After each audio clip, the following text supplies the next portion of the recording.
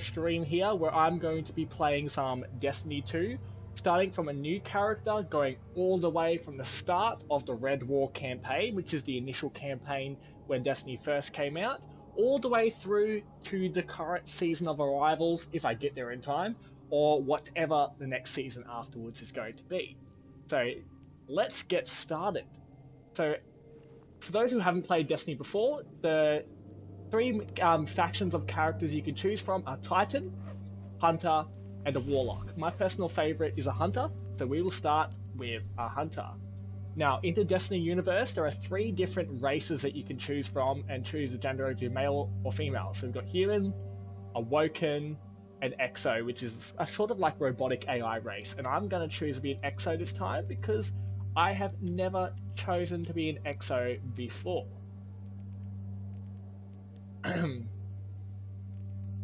So, like all sort of RPG related games, you can do your own little customizations of what the person will look like.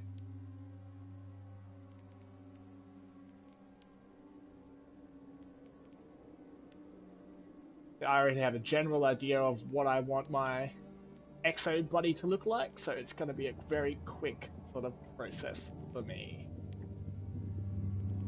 But it's important to note that if you are new to the Destiny universe, that once you press finish button here, there is no way after this point that you can actually customize your character. So make sure that whatever choice you're making here is one that you're very, very happy with. So what's going to happen first off is that we're going to go into the initial first tutorial mission, which is actually a throwback to Destiny 1, where your little companion called a Ghost will find you, and we'll go a bit more into what a Ghost is a little bit later on, about 5 minutes from now, after this tutorial mission is finished. It will tell you a little bit what a Ghost is.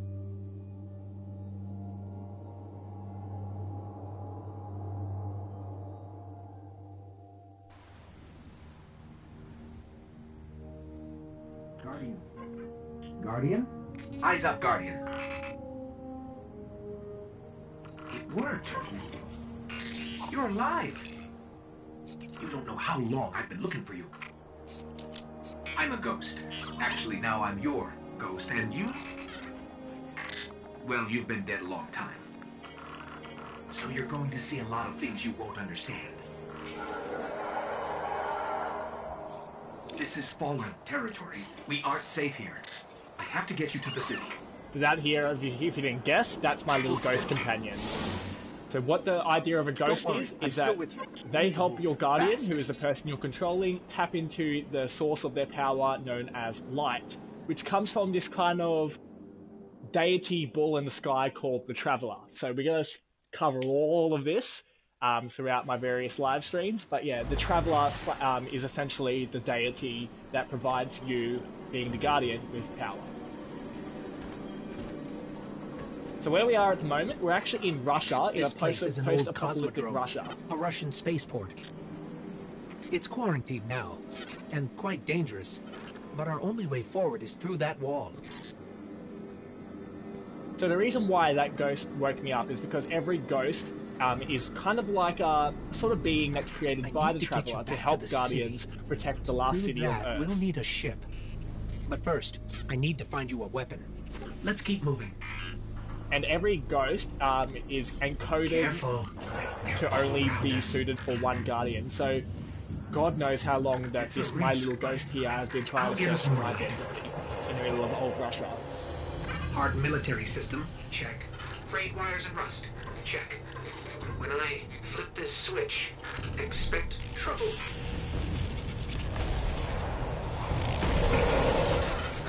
Not good. They're definitely not happy to see us.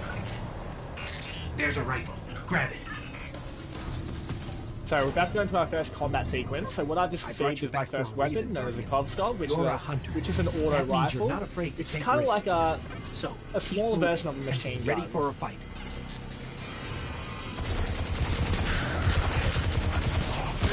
Recoiled a bit much.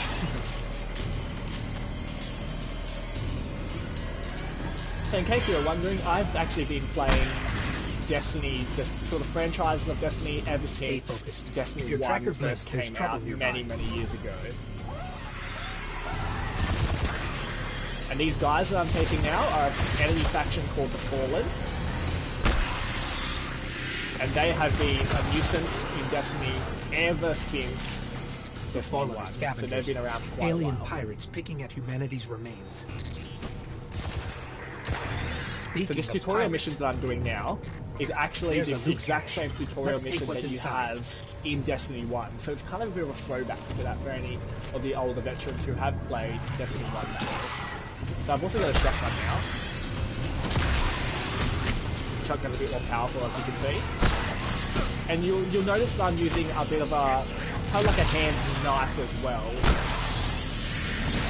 So no matter which sort of character you choose, no matter which subclass you choose, which we'll go into with that in a second, you will have access to a grenade, a melee weapon or ability, More Fallen. as well Hit 'em as with a special everything you class ability. So my class ability is a dodge, as you can see there.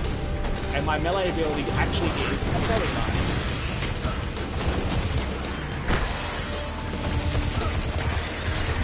And I've also received access to what's called a super, which is kind of like a mega special move that kills most enemies in one go. So as you can see there, I have access to my super, which basically gives me a few shots of what's called a golden gun, which basically vaporizes 90% of enemies in one shot, but it's on a very short time.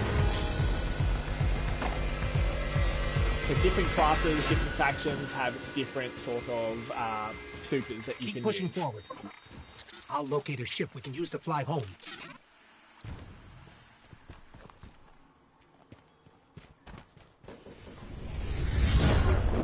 So at any time Heads during up. this live stream, if you Fallen want to know what reinforced. weapons or More what trouble than I armor I'm thought. running, you can easily click the overlay on the right hand side and that will show you exactly what I'm running in real time. For anyone who wants to follow the journey a bit more closely like that. They came looking for a fight. Give them one. So it looks like I'm going to have to take on this tank for myself because I look like I haven't even to help me. That's alright. So my first little bit of advice here is that with these tanks, they're most vulnerable at their core. But in order to actually expose their core, we need to break off one of the legs, which breaks off the armor at the front of the core there, as you can see now. The core's coming out. I'm going to shoot the core. I'm being attacked by other monsters, so I have to get rid of them.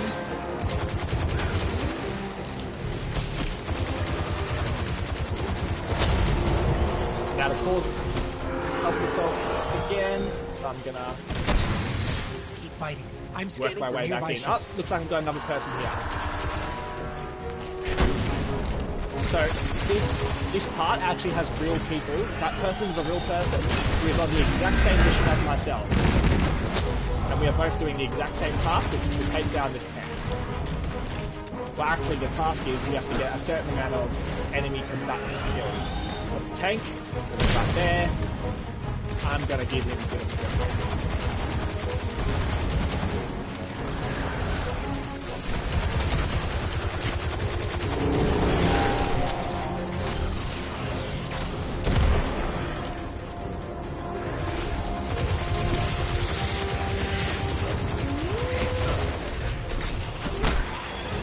You're doing great. Focus on the Fallen. Alright, that tank's almost gone, so we're gonna attack it on its legs.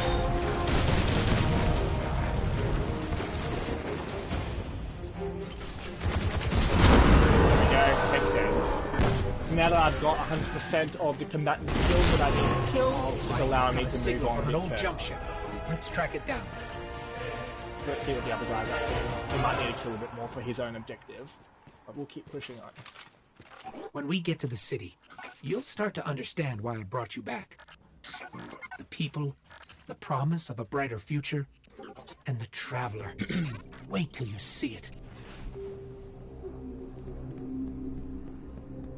Now I'm about to see my first heavy weapon, which is a rocket launcher. Gotta love a good rocket launcher. So I'm about to face my first boss battle, Here we go. Let's take that ship. which didn't last very long.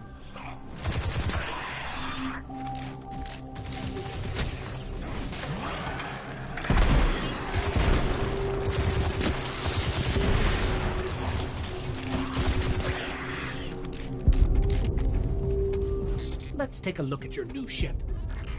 Alright, so this here is going to be my first spaceship. So this spaceship's going to be the thing that takes me to the city, which is a neutral social space, as well as other planets to do various activities. Been here a while. Hasn't made a jump in centuries. We're lucky the Fallen haven't completely picked it clean. Will it fly? I can make it work.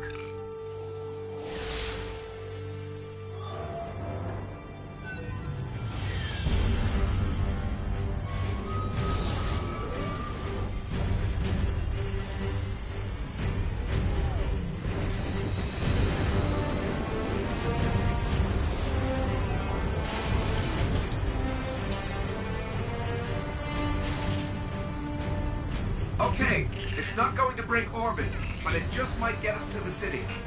Now, above that transmitter.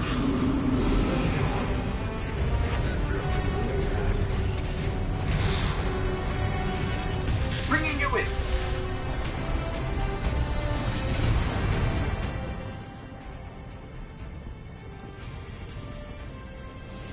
We can come back for them when you're ready. Let's get you home.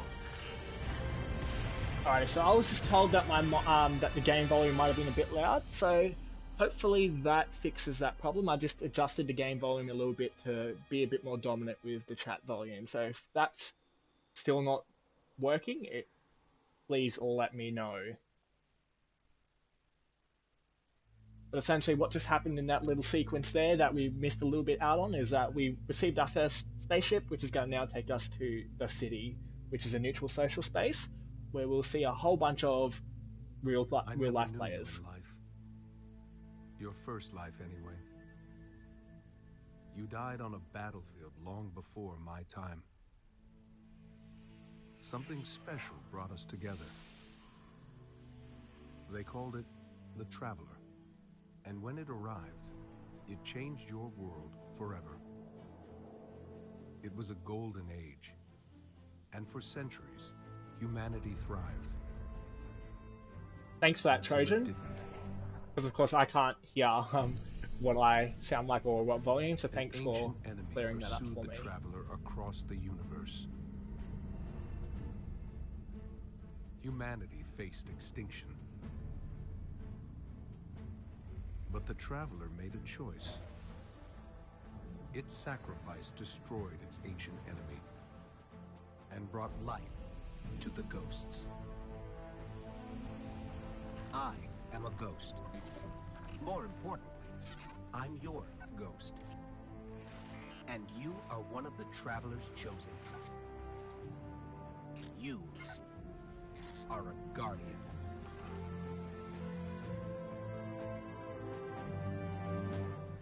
This is your destiny. So just putting it out there as well, all of the little cutscenes like that we have, which help build the story and the lore, we will be watching as well, because through my streams, I want to make sure we get the full cinematic story experience.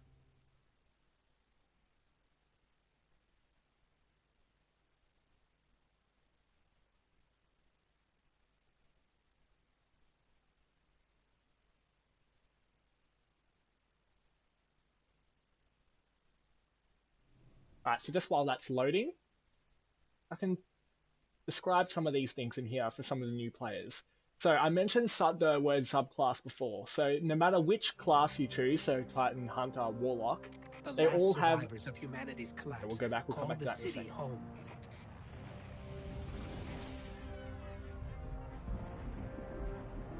This is why I brought you back. To defend them. To reclaim our lost worlds. We're here. The Traveler. The last city. Welcome home. I get a kind of like Walking Dead feel from this, like giant fence, trying to keep things out.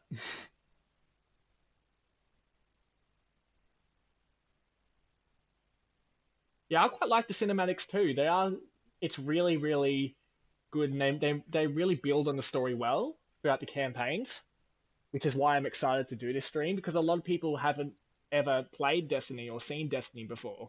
So it's really, really good that I'm really excited to bring this out there.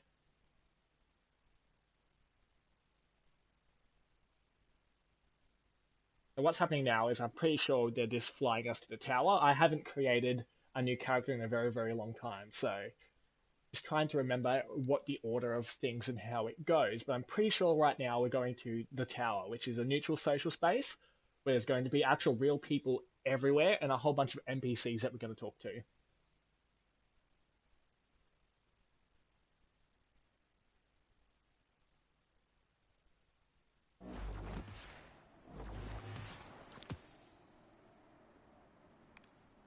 So here we are at the tower. So this is one of the drop points that it can drop you at when you fly here to the tower, but there's another one up the top. But I'm actually quite glad it dropped us here because this is like the bottom of the tower. What's going to happen now is I'm going to work our way across and I'm going to introduce you to everyone here, all the NPCs and what they do. Before I do that, I'll jump back into here. As I was saying before, no matter which class you choose, whether that's Titan, Hunter, Warlock, you have access to 3 different subclasses with very different abilities. So by default, I was using the Solar subclass, which of course uses the power of fire, and you can do it in 3 different variations of abilities, as well as 3 different types of grenades, 3 different class abilities over here, 2 different class abilities, sorry, and 3 different types of jump. So that's the same for every single subclass, for every single normal class. We've got 3 variations, 3 jumps, 3 grenade abilities, and 3 variations, 3 jumps, 2 class abilities, and 3 grenades. And then also on top of Solar, we've got Void, which is the power of the Void, and also Arc, which is the power of sun, like lightning and thunder. Then we've also got 3 weapons categories. Kinetic, which is non-elemental based. Then we've got energy weapons, some people call these special weapons, which do have an elemental attachment of one of the 3 elements I just mentioned to the weapon as well.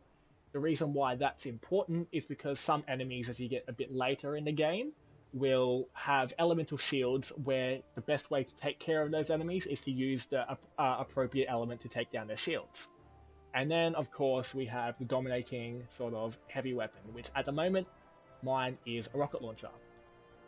We have the Ghost Shell, which you can change what your ghost looks like, as well as its certain passive abilities that it gives you as a guardian. Then we've also got our 5 tiers of armor. So we've got headpiece, arms, chest, legs, and then this is going to be different for every single class, because it's just called a class item. For hunters, we've got the cloaks, which as you can see there. Warlocks have a bond, which is like a little armband that sticks around roughly near your shoulder blade, and then Titans have like a little handkerchief sort of thing little cape of sorts that hangs off your belt. So depending on which one you choose, depends on what that looks like. Then if I go down here, I was given my first ship as well as this vehicle. So this vehicle here is known as a Sparrow.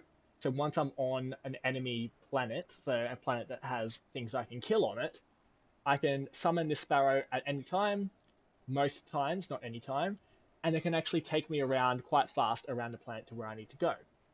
We've also got emblems, finisher moves, which I will go into, and also a whole selection of emotes that you can unlock over time.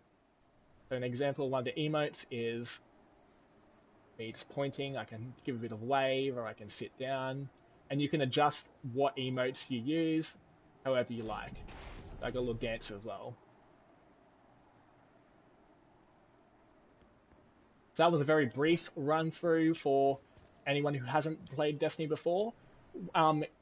Before you do any of the actual combat activities, I do recommend that you jump in to the settings bar, which is next to the inventory up the top there. You can't see it because my face is in the way, but here you'll be able to change your movement controls, your button layout, as well as any inversion of the X and Y axis. You can also turn off vibration if you don't like it, as well as look sensitivity. So for some people who have played shooters for a long time, their look sensitivity may want to be a bit higher, but for me, I just like to keep it at 4. I feel like it's a good balance for me in particular.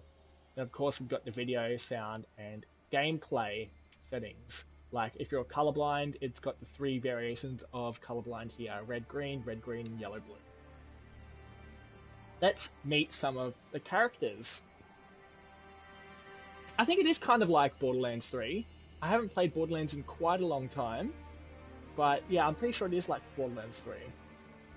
This guy here is Benedict9140. We won't have anything to do with him for a long time because he's one of the advocates for what's known as a raid, which is one of the endgame activities, which we won't be doing for a very long time.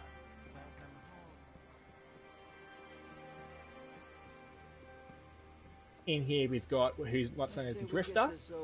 So he's the sort of leader who manages what's known as the Gambit. So the Gambit is a bit of a PvP and PvE sort of activity where you'll be killing enemies but also versing other Guardians who are trying to do the exact thing just a bit faster. Hunter.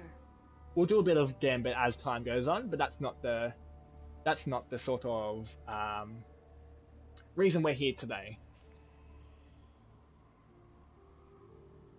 This here is Ada1, so she's the Black Armory Curator. She's not a big fan of Guardians. She has her reasons for that, and when we reach her storyline, we will understand why. But she's, for anything that's Black Armory quest related, she is the person to go to. That's a whole nother different part of of the storyline itself. Just checking that my stream is still running because I am running it at the same time through my laptop. And it seems to have frozen, so if it's not coming through, if it is coming through, can you just give me a yell to let me know? I'll just refresh my page here.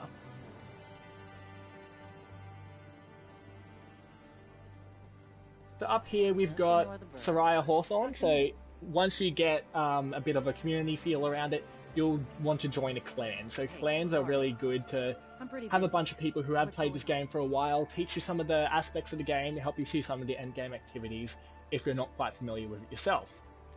So she's the main clan lady, and she has a bit of a quest point on there already for me. So what I'm going to do is I'm going to accept some of the quest points from her. See you soon. But we won't have to deal with her yet. She will be a part of the Red War storyline, which is going to be the first campaign that we go through together.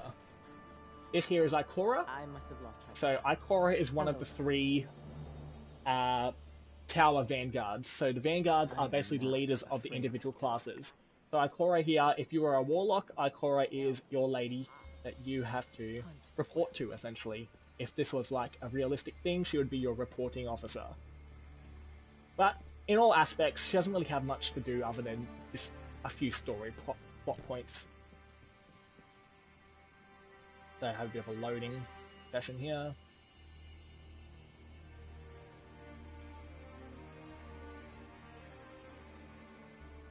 I've got a bit of a gold head and blue eyes. This is the first time I've ever been an Exo, which is the robot race. I'm normally a human, so this is...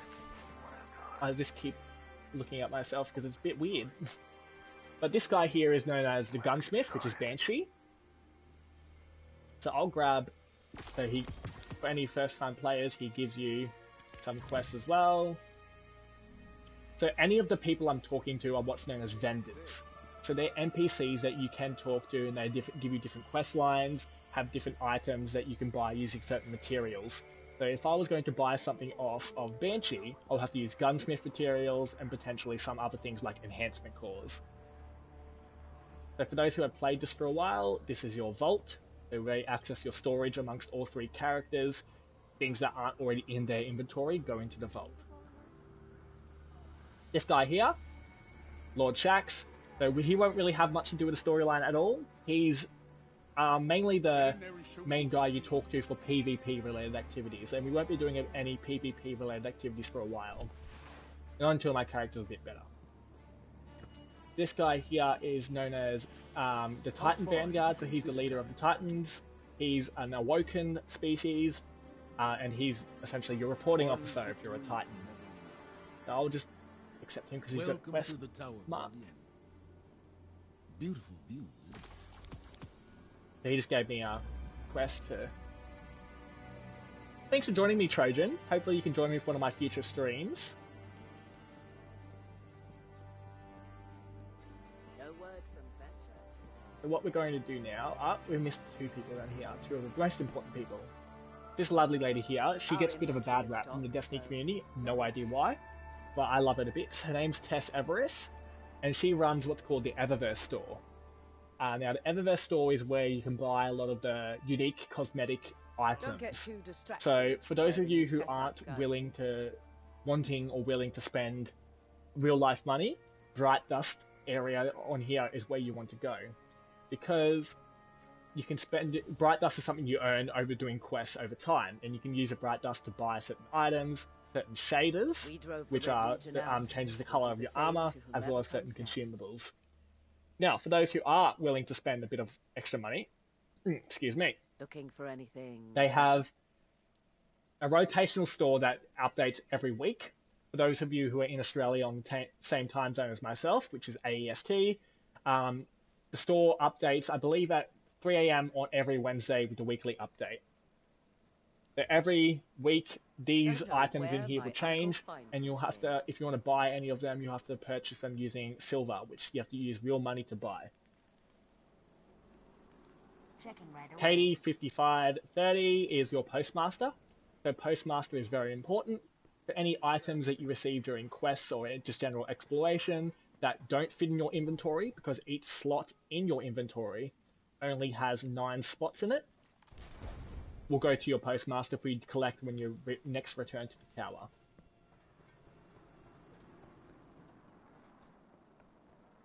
So what I've just done here is the weapon that the gunsmith gave me, I just equipped, because it is 973 light level. So what I mean by light level is this here. It's essentially the average amount of power when all of your armor and all of your weapons have been plus together and averaged out. That's a kind of like a indication of your general power towards enemies, towards quest lines, because some of them have a recommended power level. And if you're new to the Destiny sort of gaming universe, I recommend that you look at those recommended power levels, and if you're feeling What you up to the looking for? task, depending on what the difference between the power levels are, give it a go. This lovely lady here, Amanda Holiday, so she's going to give us the access to the 3 main campaigns that we're going to be focusing on, which are Red War, Hope you like it. which is the very first, Curse of Osiris, which is the second, based on Mercury, and then we got the Warmind, which is based on Mars. In-house. So they're the 3 main campaigns that we're going to be covering over the course of my streaming schedule, starting off with the Red War. We're not going to do that just yet, there's still a few more people to introduce. This guy here, he's a bit of a legend amongst the Destiny community. He's known as Saint 14. So for anyone who has played Destiny 1, Saint 14 was kind of like a staple in the lore and the story building of Destiny 1, and even a little bit here in Destiny 2. So he's kind of like a legendary, famous Titan that has done a lot of great things, and he's in love with pigeons. You always see pigeons following him around. He's also Russian. So we basically got a Russian robot in the middle of the last surviving human city, which I find hilarious. Alright, so we've just got one last quest point to go access. And then we'll fly it right off. So I know I've been covering quite a bit here, but if anyone does have any questions regarding anything that I've kind of sped through here, feel free to bring it to my attention, and I'll be happy to answer that for you. One last guy that we forgot, this guy here, Master Rahul. So during your adventures, you will get something called engrams, which are encrypted weapons or pieces of armor, and they'll come in different varieties of rarity, from white all the way through to yellow. So it goes white, green, blue, purple, yellow. Yellow being exotic, which is some of the rarest items in the game, which also have the greatest weapons effects. I'm pretty sure it's telling us to go to see Ikora right now, because it's treating us like we haven't seen her already. But we'll see what it says anyway.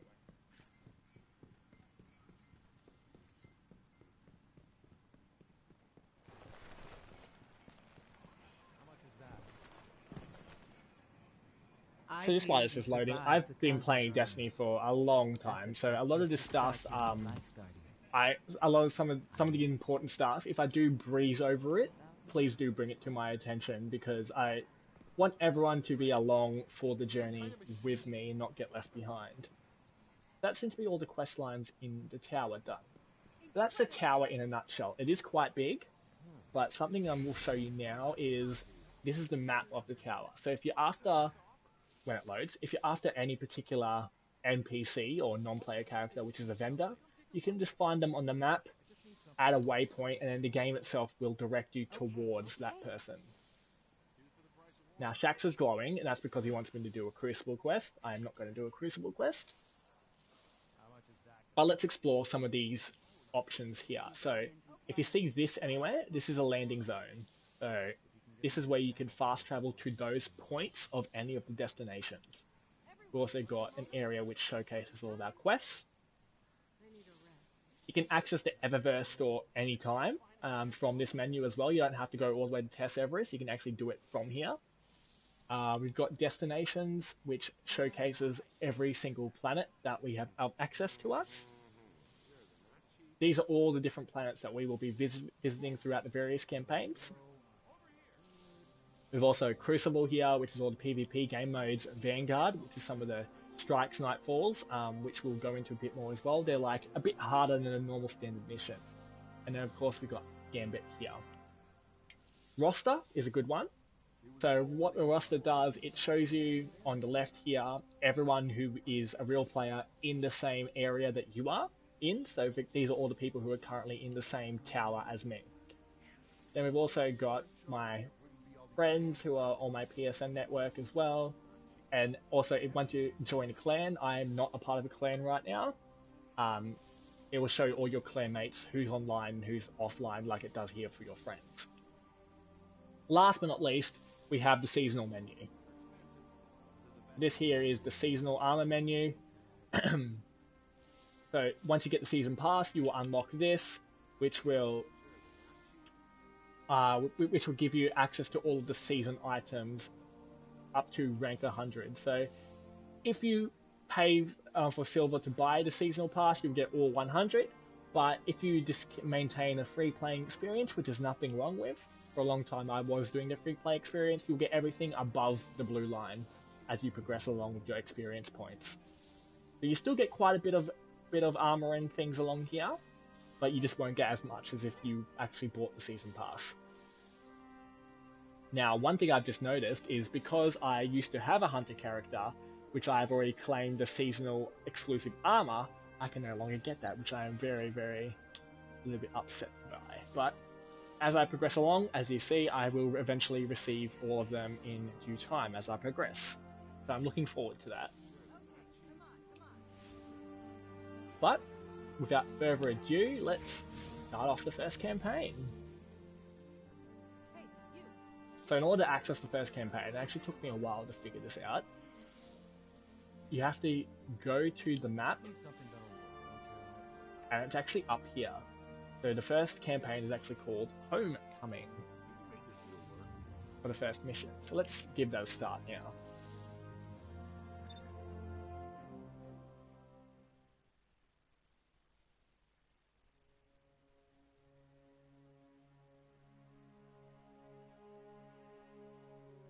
It's going to show us a little cinematic, which is why I'm kind of sitting back and watching.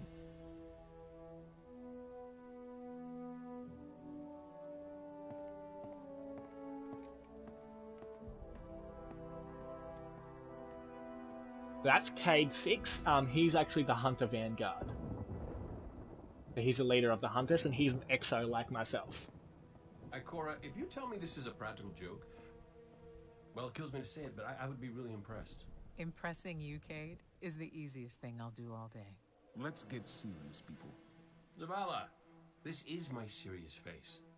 Can't you tell? Zavala is a bit Ikora, serious and over dramatic. Someone or something has which is kind of like on brand for Titans. And And our comms have been chorus is kind of spotty like for the last few hours. the person who kind of Every thinks that sensor she's beyond the better than wall everyone was else, jammed which up. is Unbreakable Warlocks. And then Cade is just the jokester, which is Unbreakable Hunters. So they're basically representing their class as well. What do the set feeds tell us? Nothing. Well, that's good, right? No. I mean, they're not there. There are no satellites. And that's not good.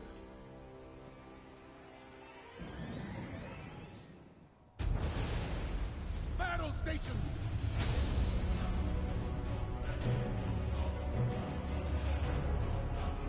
Everyone with me, now!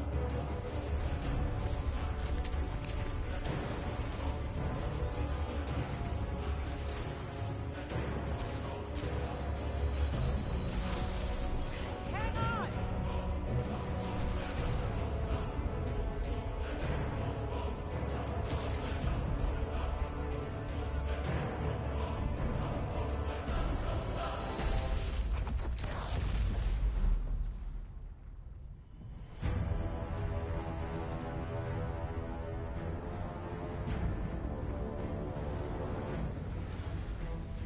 As you can see here, invasion fleet.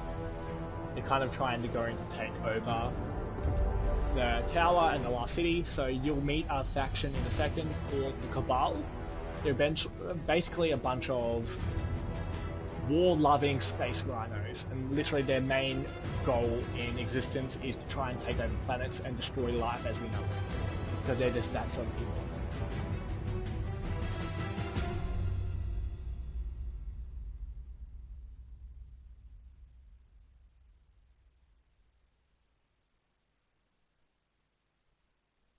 So I'm not sure if anyone heard when I mentioned it before, but if you click on the right-hand side of the screen there, you will see an overlay for Destiny 2, which actually shows you all the armor and weapons that I'm currently running. So if you want to follow the journey a bit more closely, like in that way, more than welcome to open up that overlay and check out the progress that I'm running with as well.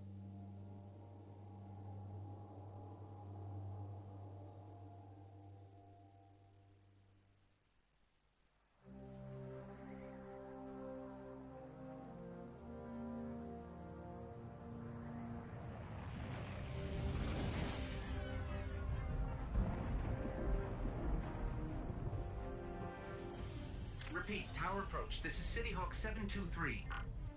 Anyone home? No response on any channels, even the emergency frequencies. What is going on back there? Remember when I told you that you fly too fast?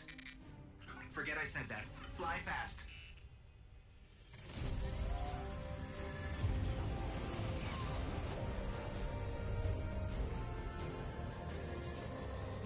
So for anyone who's not up to date with Destiny 1, this is essentially meant to happen straight after the end of the Destiny 1 campaign.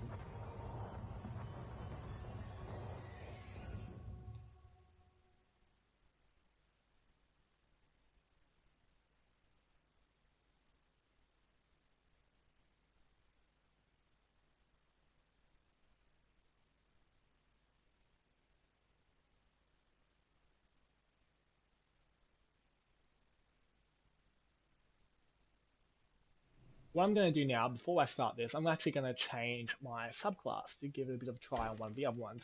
So I'm going to change to Arc Strider. Yeah. I'm going to change my grenade, so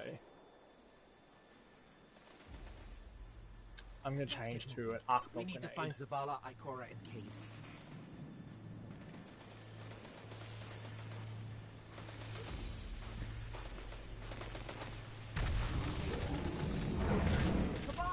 So meet the Cabal.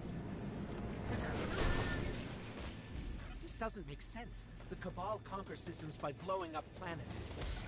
Whatever they want, it must be here, in the last city. This is Commander Zavala. Civilians, report to evac points. Guardians, rendezvous in the plaza. Our city will not fall. Cade. Hey, you two, give me a sec. Zavala's doing the hero thing in the plaza. Me? I've got a date with whoever's behind this. It'll be a short date. Yeah, so as you just saw, Cade's a bit of a jokester.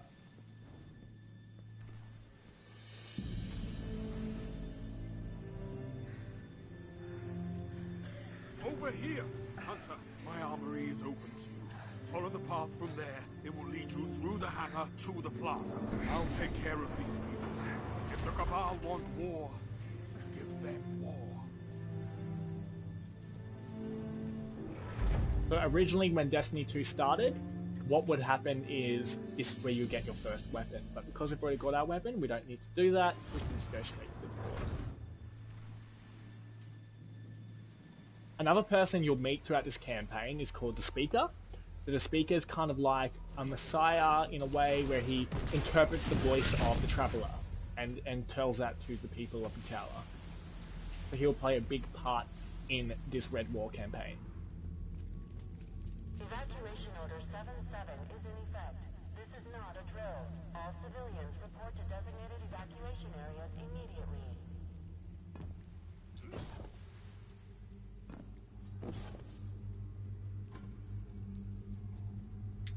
How have I gotten lost already?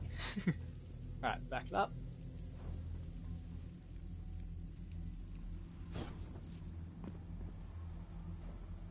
So one of the things in this game that you will realize is that if you do get lost, all you need to do is back yourself up, recollect yourself, and then you'll eventually see the way.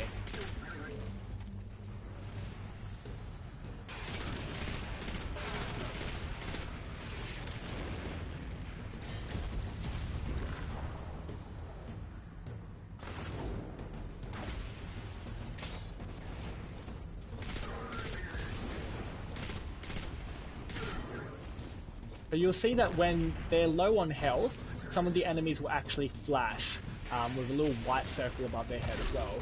What that means is that you can do a finisher move towards them. So I'll show you what one of those looks like when I get one close enough. That's the Blade Carnival finisher that I just did on him, and you unlock more finishers as you go along. Look at the size of that thing. It must be their command ship.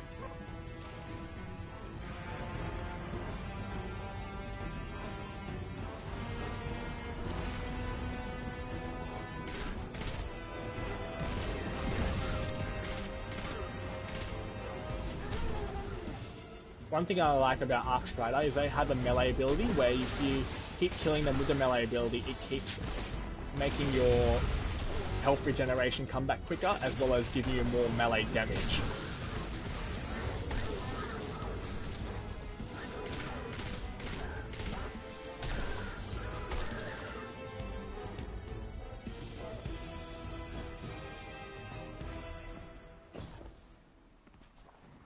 Let me just change my jump for a second there. I'm going to change it to triple jump so I can get higher. Okay, my ghost keeps tagging these Cabal as Red Legion. Cora, what do you got? They're elite, ruthless, and rumor is they have never known defeat. Until today. Today they face Guardians. But Zavala, they're attacking the Traveler. The Traveler waits. We protect our people at any cost.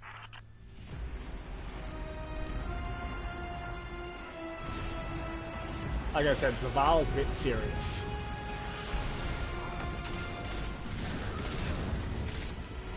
So you saw the Golden Gun super of the Solar subclass. This is the super of the Arc Strider class. Looks like I've got another person here joining me as well. Like before, they are just another random person who is on the exact same mission as myself. If you're in the stream of me, joining me along the path, feel free to say hello. Team up sometime. Incoming! Fall back to my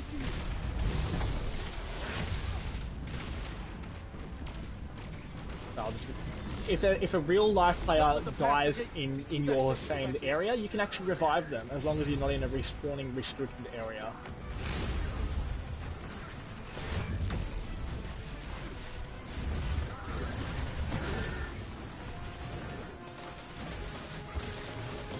So that super that you're seeing right now, coming from my friend over there, he's doing the void-based super, which shoots a bunch of arrows out everywhere and then tethers enemies to make them weaker and actually not be able to fire properly because they won't be able to see anything. It's a very effective super for dealing with groups of enemies like we're dealing with now.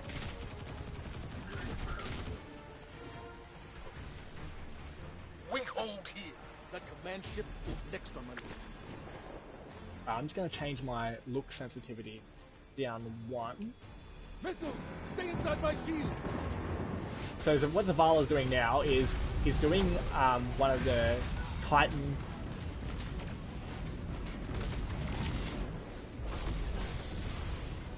He's doing one of the Titan supers, which creates a defender bubble, as you just saw. More Red Legion. Show them what Guardians are made of. So the reason why Guardians are able to come back to life, like constantly over and over again, is because the Traveler's light keeps them basically invincible. The last of the shuttles is away, but the speaker, he never made it. I'm going to look for him. I've got the plaza. Go with Ikora. Find the speaker. We're on it, Commander. Looks like I've got another fellow hunter here with me. He's running a sword, so they've obviously played this before and is trying a new character because the sword is something that you get much later on in the game. If you're lucky, you might get as a random drop. Ikora, the speaker is gone. Red Legion, you will take no more from us, and you will find no mercy in me. Yeah, she's not very happy. She'll find the speaker. We need to move on that command ship. Now head to the North Tower. I'm sending Amanda Holiday to pick you up.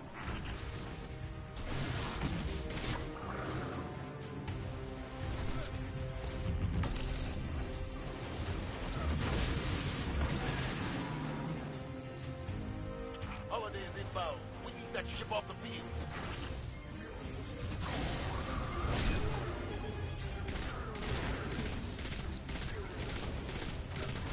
So beware of the guys that shoot fire, the Incinerators.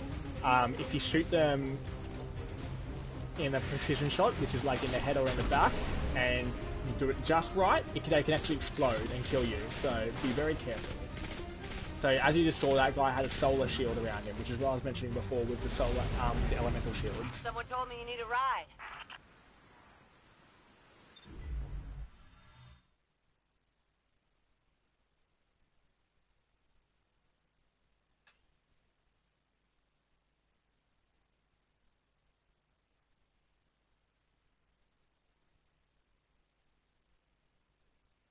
So to give you a little bit of a taste of it before you... Zavala, picked up that Guardian you never showed up about? Get them on that command ship, now! Hold on back there! Amanda Holiday's so underrated. I love her.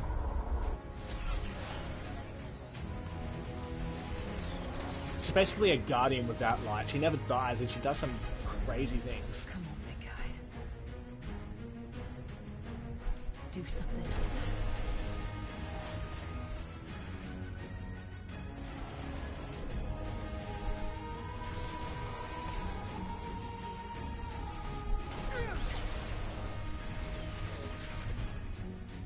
All right, Guardian. Time to kick him where it hurts. So I'm going to change to the Void subclass to give you a little bit of a view of what that one looks like.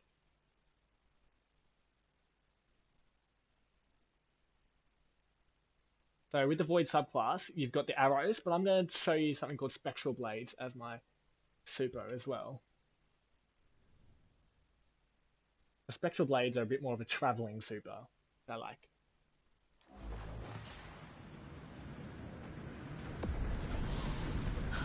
Let us know when the shields are down and we'll hit that ship with everything we got. I have to plug my controller in for a bit of chargy.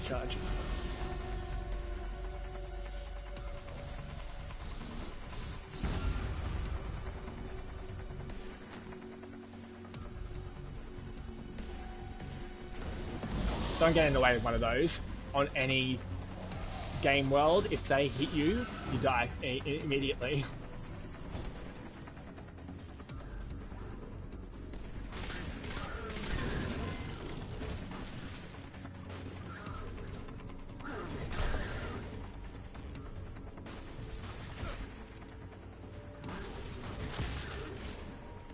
hologram could help. Let me take a look.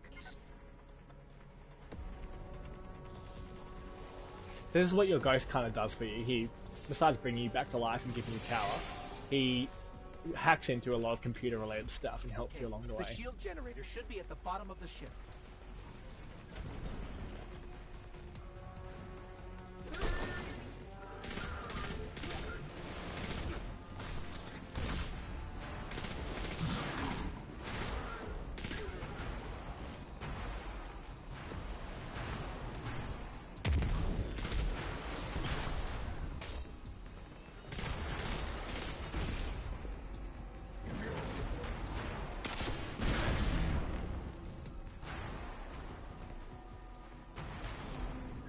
King, what's your status?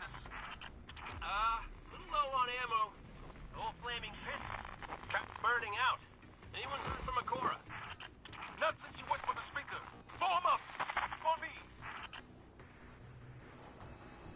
But the reason why this is a big deal for those who haven't followed Destiny is the tower has never ever fallen or been taken by any enemy faction ever.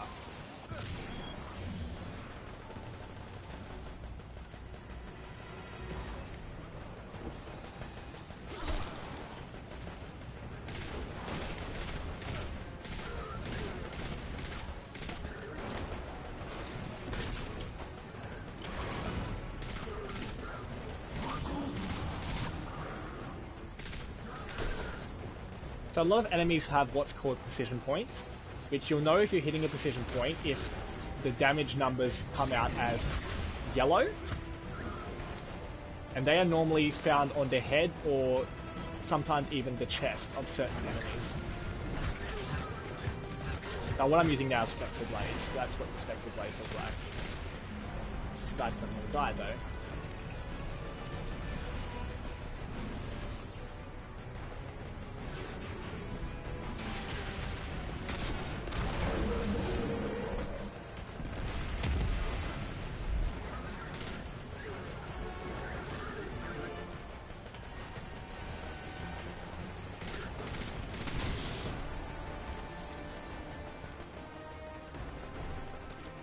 I'm a panic reloader.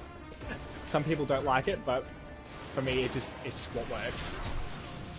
What I mean by panic reloader is that when I'm not actually facing any enemies, no matter how many bullets I have left in my magazine, I always reload. You never know when you're gonna need a full mag.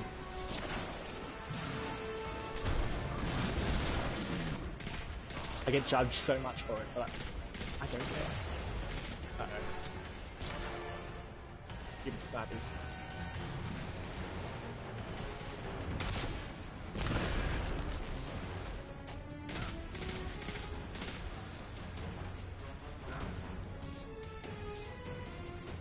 The shield generator should be straight ahead. So the type of weapon I'm using now is called a pulse rifle. So pulse rifles shoot 3 bullet bursts, and they have good accuracy as well. As you can see here, they're quite useful.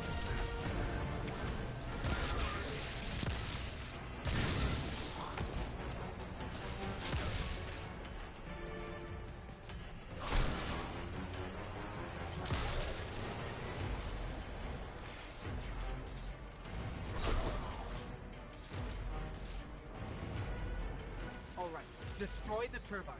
The shield should fizzle. Yes, just like that.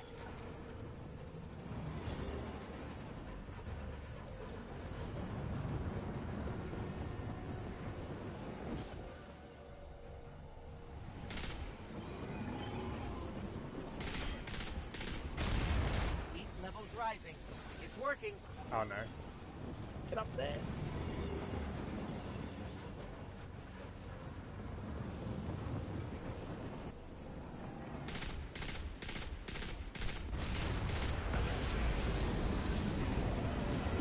Zavala, we did it. The shields are down. Zavala?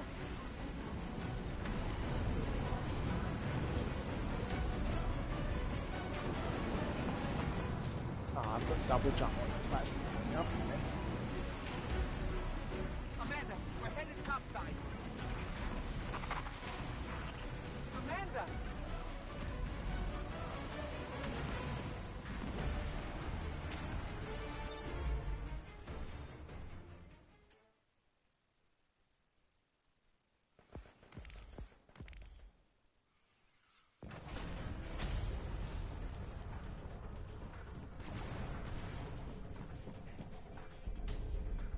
How do we come back from this? You don't.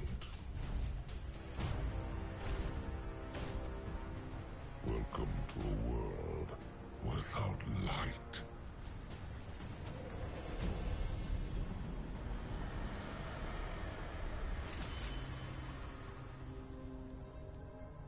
Guardian, something's wrong.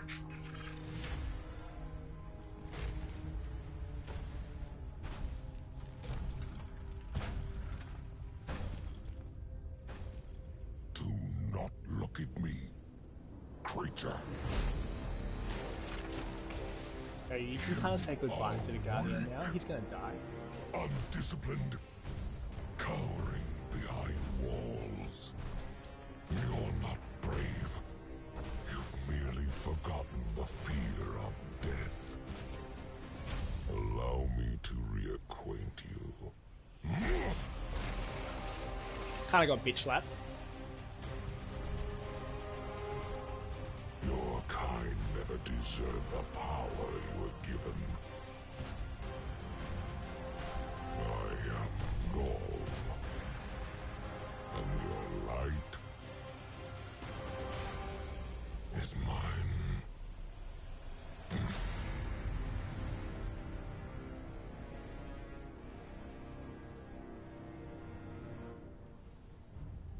So that is the beginning mission of Red War Campaign, which is the first campaign that Destiny 2 came out with. So what do you think of the campaign so far? What do you think is going to happen? Chuck in some comments as we go along and we'll see how we go.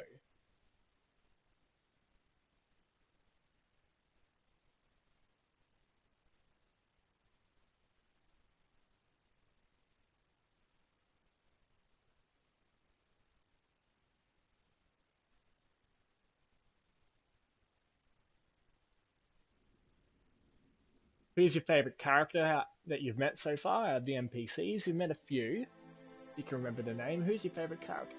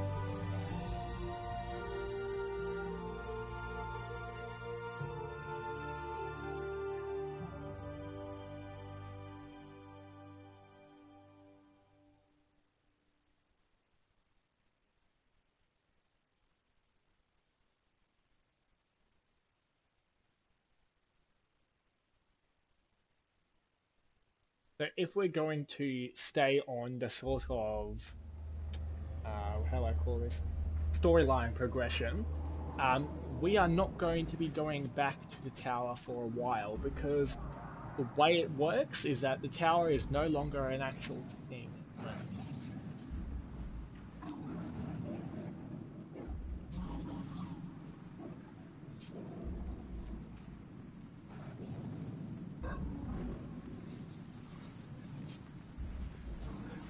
I'm not walking this slow intentionally, it's forcing me to.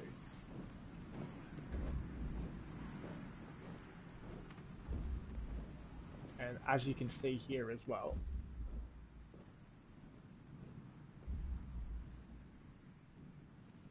still got a cob stove, still got a stubborn oak shotgun, But all of these eventually, normally what would have happened is they'll say it's a broken scavenger's cloak and a broken scavenger suit. But I'm assuming due to a system that they created called New Light System, that it's not going to follow the actual storyline in terms of performance-based armor and things like that. Because originally what would happen, you actually started off at 0 light level, not 750. Pretty sure it was 0. Might have been 500.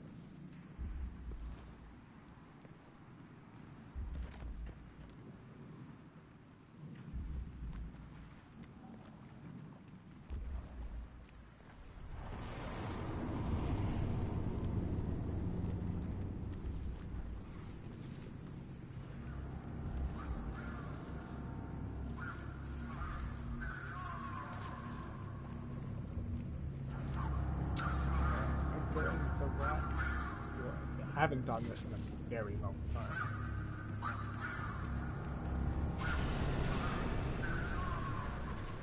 I think I came from that way, so I'm doing this. I wonder if they've still got the subclasses. Alright, so yeah, what would originally happen is you wouldn't have access to any of the subclasses either. But for whatever reason, they've given me the subclass. Because the whole point of this campaign is meant to be that you are trying to find your access to the light again, to give yourself that sort of power. But for whatever reason, it's just given it all to me.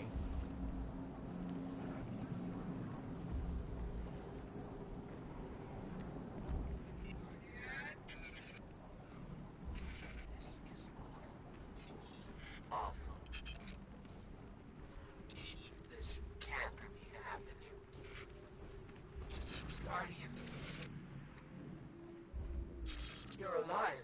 I thought I lost you. I can heal you. But And what silver linings would they be, Nick?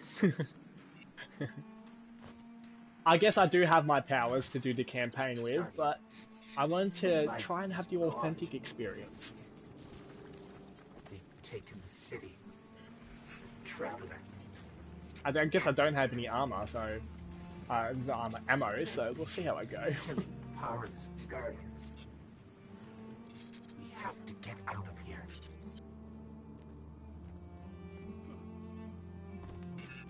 So for anyone who's watching, let me know, where are you from? Have you played Destiny before? Is this your first time in the Destiny universe? Let me know. We're on our own. Anything you want me to expand on in terms of the lore or any of the people, feel free to ask that as well. I've played this for a few years, so pretty sure I'll be able to handle 90% of the questions.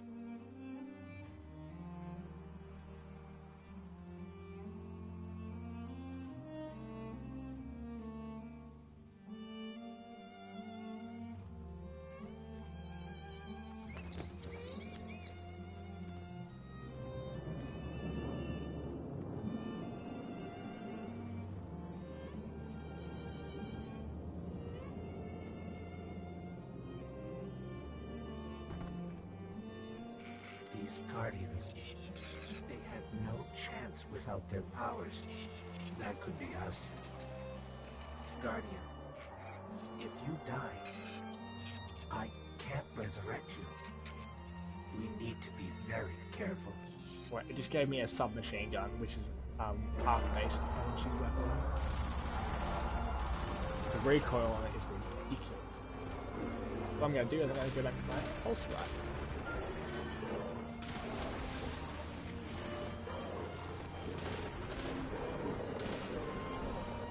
Still got my little knife that I can go stabby stab with. As a knife doesn't require the power of the light to kill enemies with. I use a submachine gun. Something a bit different.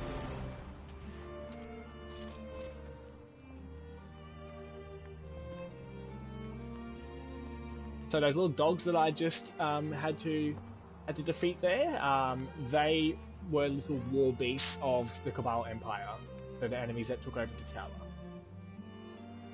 and they were obviously on some sort of like search to try and find fleeing Guardians or whatever.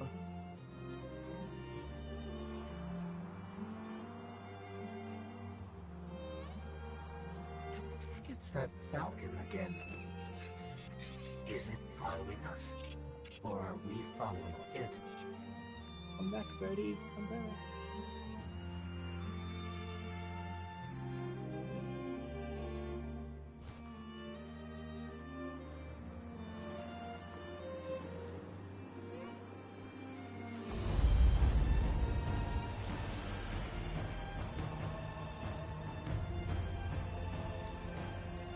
Pretty nice view when you think about it.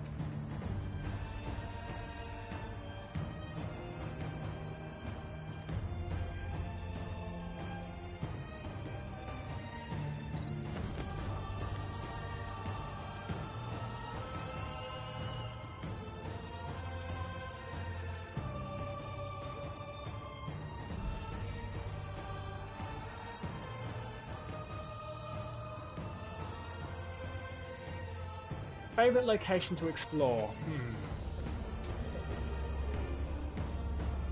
That's a hard one because there's so many good locations in this game. I'd probably say IO. I just find IO to just be beautiful in general. What about you, Nick? You obviously seem, from that question, I would assume you've played this before. What's your favorite place to explore?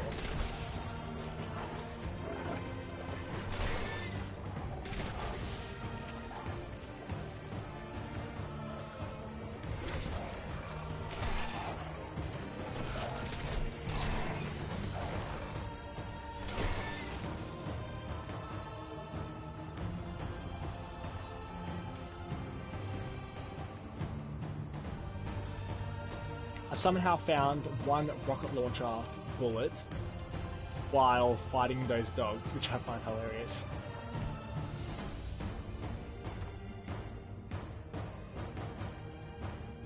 Oh, almost fell off there.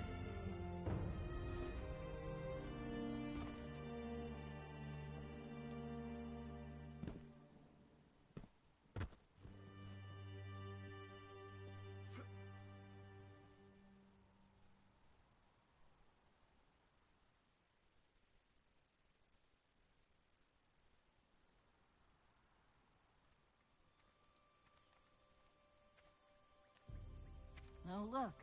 Somebody left a perfectly good Guardian lying around. Things must be worse than I thought. And that's our cue. Time to go, people! So we've met her before already, Soraya. Where are you all going? As far away from here as possible.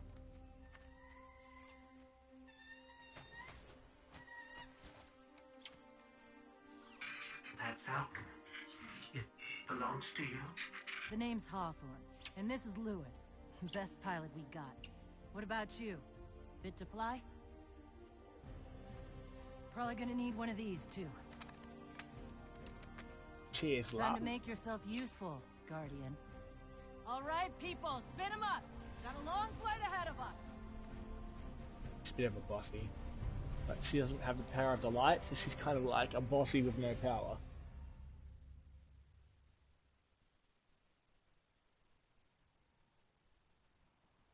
Mercury is quite good as well. I'm just not a big fan of Vex, so Vex are another enemy faction that we will meet.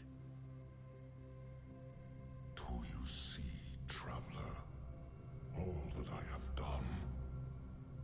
Grace me with your light. Take your place at the center of my empire. See me, and the Red Legion will be your true guardians. Dominus, the city is secure. Those who fled are being hunted, and those foolish enough to remain have been executed. Victory, as with all things, is yours to claim.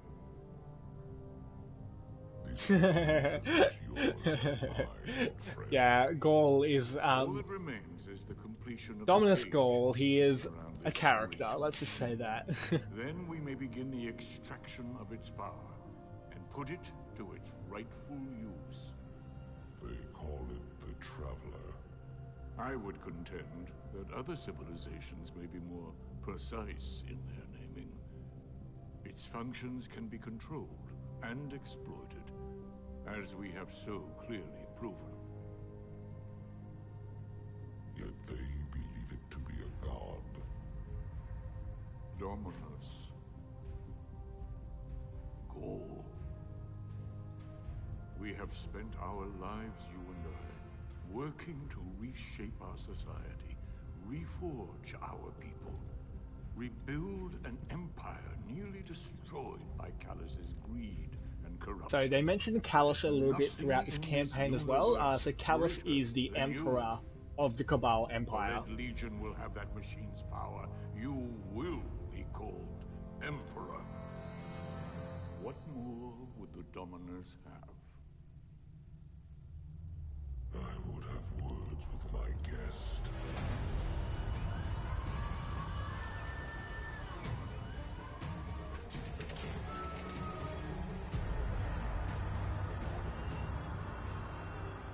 So this here is the speaker. He is meant to be able to interpret the word of the traveler. Kind of like an oracle. So you're the one who speaks for the Traveler.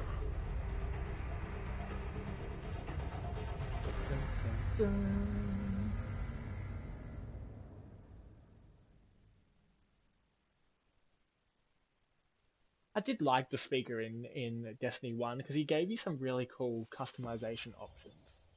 Or items, not options. Ignore that mission that just came up. That's for a later thing in the game. Same with that. So Trials of Osiris is like the pinnacle of all pinnacle PvP related activities. There is no way I am going to do Trials of Osiris right now with the character the way I am, because light level, which is the I'll show you in Coming a up second, on the but European Dead Zone. Gonna be our which new is home for a the while. amount of strength you have when all of your items are plus together, averaged out. That's where we're supposed to go. Yeah, That most thing? people are over They call it the 1,000, and Shard I'm of the only sitting Traveler. on I call it 806 right now. Not a place you want to So go I looking would not around. stand a chance. There are some PvP related game modes that don't require light level, as in like the advantage of having a higher light level is taken away. And maybe I will try some of those as time goes on, but in terms of Trials of Osiris, light level is very much a thing that needs to be considered.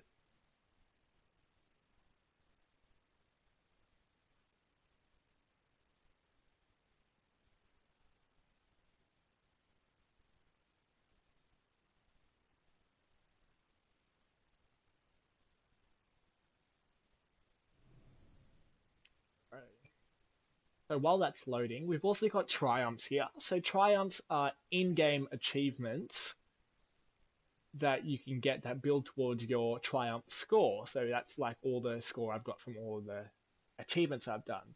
Seals here, you can complete certain achievements from a certain season or activity in the game, and it gives you a seal. So what the seal does is that it gives you a title that you can place down the bottom here, which I won't put mine on there because doesn't really make any difference. Here in your collections is where you can reacquire. I'll go back into that. So reacquire items that you've already received during your time here in Destiny. So you can get anything from weapons, armor, flare, which is your customization items of like emblems, shaders, which changes the color of your weapons, your armor, and your ship. Equipment, which are the ghost shells, ship, barrows, which are the vehicles that take you around places. Mods, and exotics being like the rarest of the rare weapons in the game or armor in the game. So an exotic will kind of look like this. This is the current season exotic. When if you get the season pass, you will have access to this as well. This here is the farm. So the farm is the first neutral social space in the game besides the tower that you will visit. Normally, what would have happened if we didn't start at the tower, if they were actually going across the actual Destiny storyline, is this would be the first social space you would see. So we've got a few NPCs here. Soraya up there. Originally used to have Shax here as well. Let's see if he's still here. Nah, so Shax used to be in there. And then over time, more people get added as you progress through the storyline. A fun little feature of the farm that some people like to do with their friends is there's a soccer ball here and 2 goals, of course, which keep tally. So you can just run up to the ball and it auto kicks it for you. So you can play a little bit of soccer if that's your thing. I just want to... That was a bit of a bad kick. I just want to get it in to make the fireworks happen.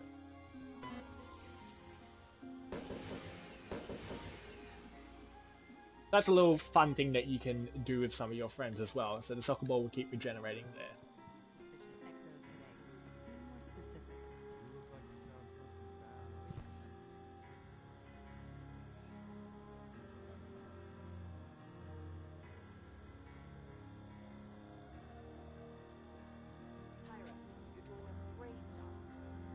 Is the person that we can talk to? No. This lovely lady here is Tyra Khan. So she is the Cryptarch, which is the person who deciphers the engrams that I mentioned before.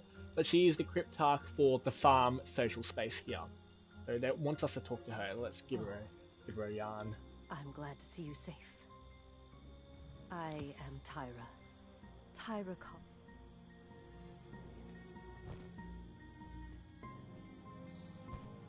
Essentially what she did, she gave us an extra quest point, which is go see Soraya.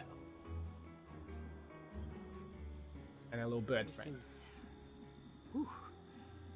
Lot of civilization. For me, at least. Of course, I've been living. Yeah, I've tried that a bit myself. It doesn't get very far, but it's still fun to see where it ends up. So it's given us a new mission. But yeah, as you can see out there, way in the distance, that is a shard of the Traveler. So the way it used to work is that you don't have any of your subclass power right now because you don't have any of the light attached to you. And I'm not 100% sure if they're going to do it this way with the current campaign that I'm running. But one of the missions, it might be the current mission I'm on, will take you to that shard of the Traveler. We'll see what it says. You point them at me. Best. Complete the mission Spark in the EDZ. So we'll see what that's. So the EDZ is the European Dead Zone, and that's basically the main part of Earth that you're going to be in for the duration of this part of the campaign. Let's give it a go.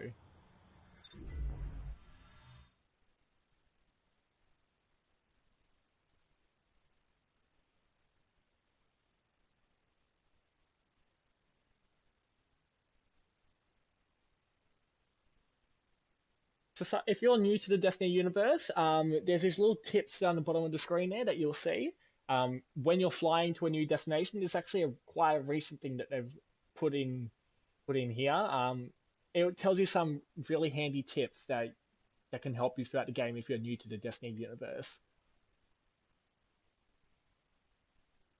Like that one's a new one that some people don't know about, where you can hold R2 over a gun in your inventory, and it shows you in comparison to the one you've currently got equipped.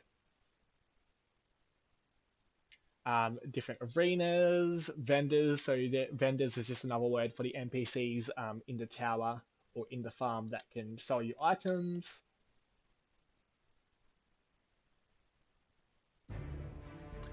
Each of the NPC vendors have like their own upgrade system, so you can do some of the tasks for them, get more tokens to spend in the upgrade system, and they'll give you armor, weapons based on their sort of faction.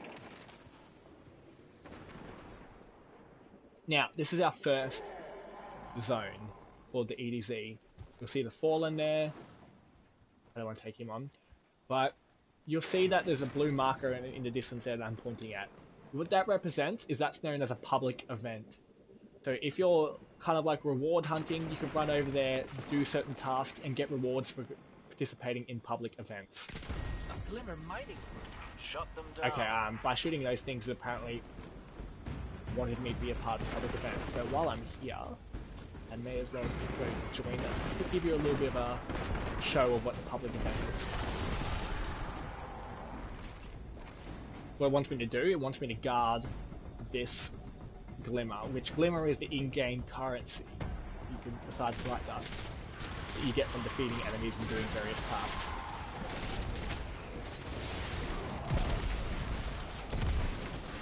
So anyone with a name above their head like these guys, they're real people. So these are real people in real time playing this exact same thing as myself. So it's quite exciting that you get to play with real people.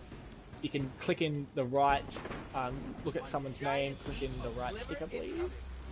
R3. You'll have to keep some Okay, for maybe yourself, not. you know. It used to be able to click R3, which is clicking the right stick in while looking at a person, and they were, you can send them a friend request and be friends with them and whatnot. Alright, so where does it want me to go? It wants me to go see Severin. This fine gentleman that we're going to see now is Devon Kay, so he's a NPC vendor of the European Dead Zone. And anything related to the EDZ, you'll be talking to him. What can I do for you?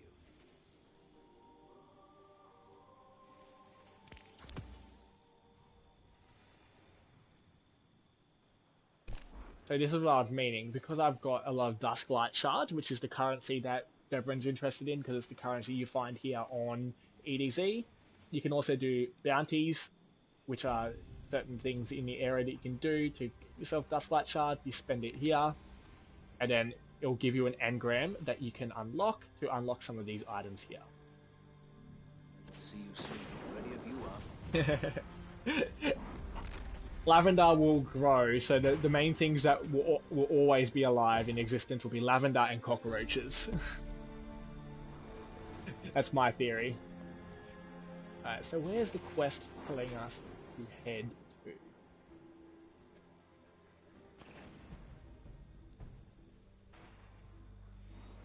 So it actually wants us to find a mission known as Spark. So let's open up our map. Let's see if it can locate that one. Oh, I didn't even have to fly here, I could have just done it. So if you're doing this for the first time, don't make the same mistake as me. You don't have to fly see Devon. You can easily just click on Spark and be done with it.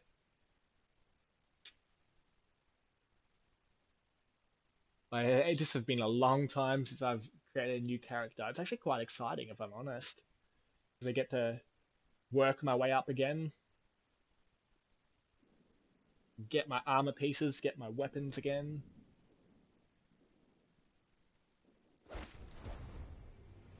You sure you want to do this? That shard is the reason this place is called a dead zone. We have to, Hawthorne. It's a sign. Yeah, a sign that says dead zone. So normally, in the actual campaign, you'll be going to the shard for the first time and receiving your powers. So one of your subclass powers.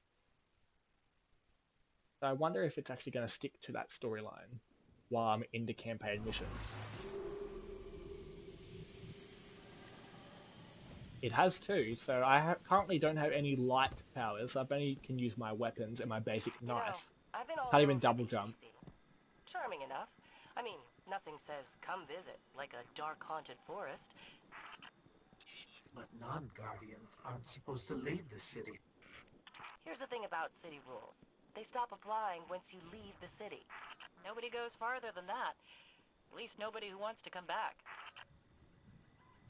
Still remember the first time I did this mission, it took me forever to figure out that you actually had to crawl through there to get through here. It took me like 10 minutes to figure that out. I didn't even realize you could do a crouch button, which is essentially the circle and you just crouch.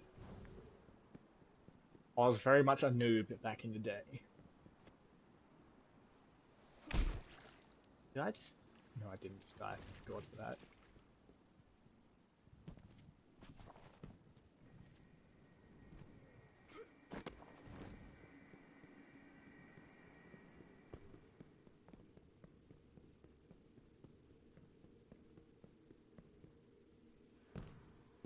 getting real creepy forest vibes from this Let me place. know when you reach the Hawthorne, can you hear us? Signal's dead.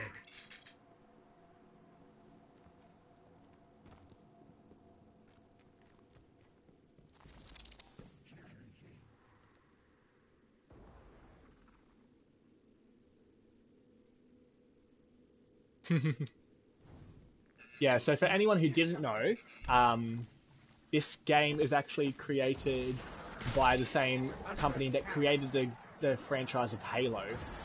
You see a lot of similar voice actors, some similar themes as well. Even some of the noises the enemy makes is like on par with the Covenant of Halo as well. Those things were the Fallen. Scavengers from another world. They worship machines.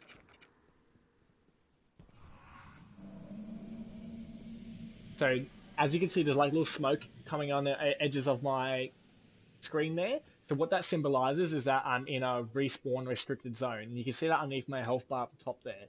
Essentially, what that means is when it has that symbol strike through it, the ghost symbol, it means that if I die, I have to go back all the way to the beginning of the respawning restricted zone.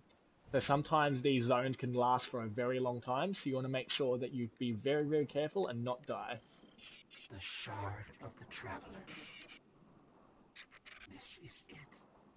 Right out of our vision. I'd say there's like slight Easter eggs. You know, like some of the things that Titans go through can be probably classed as some things that are similar to Spartans in the Halo universe.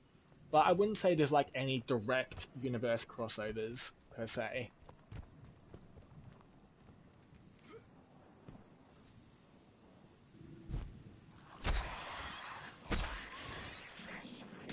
Because I'm pretty sure Destiny 1 itself came out when Halo was still very much in its prime. Because Destiny 1 came out probably about 10, 11 years ago? Maybe?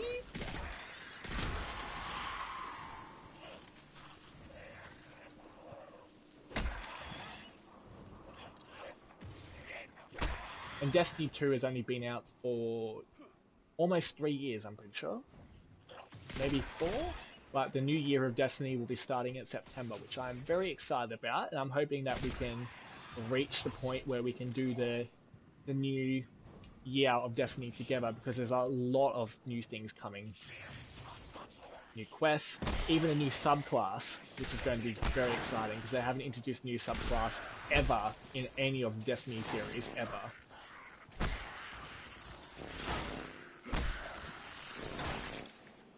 ish. Yeah, you're probably right about that. Ish. I just remember I was very, very young and I was very, very hopeless at it. Well, I wasn't that young, but younger than what I am now.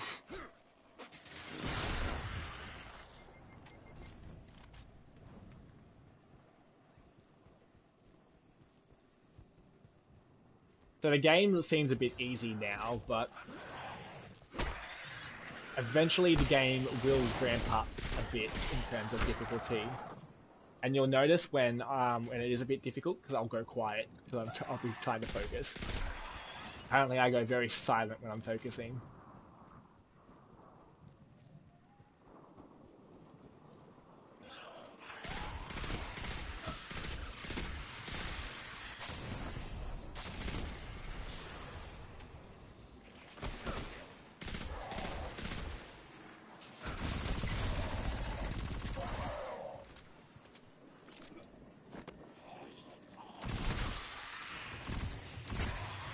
Well, submachine gun's quite good.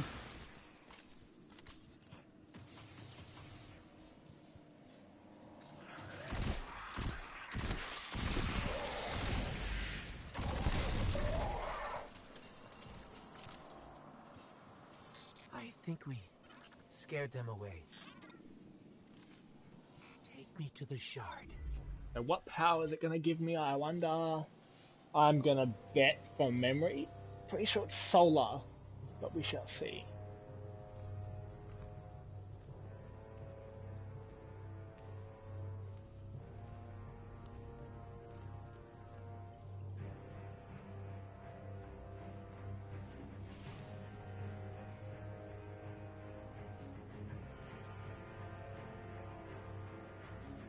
This is why we were led here. I haven't been as close to the Traveler's Light since... Do you feel it? Hold on to your helmet.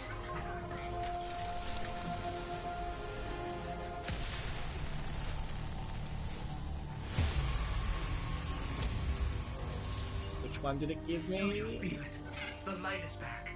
We're back. Eyes up, Guardian. Essentially what this happened was the ghost touched Shard of the Traveler, which still had the Traveler's and life force energy called Light, which is what gives me my superpowers in a way. So it basically transferred the light from the Traveler to me as the Guardian, and it gave me solar powers.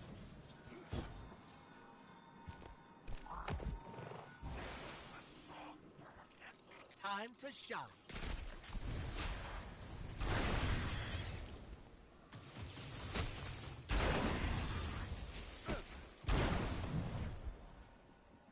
I wonder.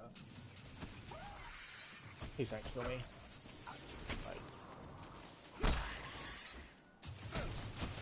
I was gonna swap to my secondary solar subclass, which is the one that's better if it lets me, but you'll have to wait until the enemies are gone before I can even look. Otherwise they'll unfortunately look for me. And I'm not about that life. I don't want to die today.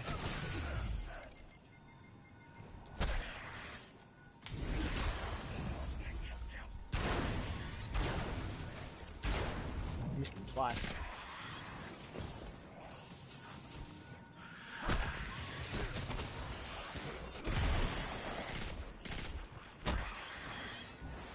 Been a while since I've played Destiny, so my aim's a bit off, unfortunately. But hopefully I'll get back to my prime.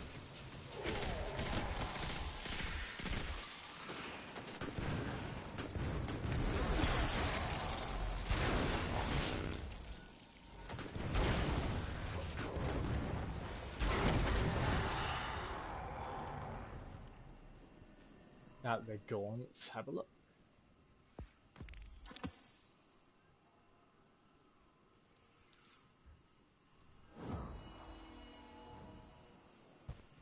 So what I've just done, I've swapped to my, so the middle subclass of, the middle variation of every subclass has a different super and a different melee ability than the one above and below it. So the reason why that is because when the expansion Forsaken came out, they introduced the third variation for all subclasses, which introduced a new super and a new melee and new everything. I shot them everywhere. They didn't stand a chance.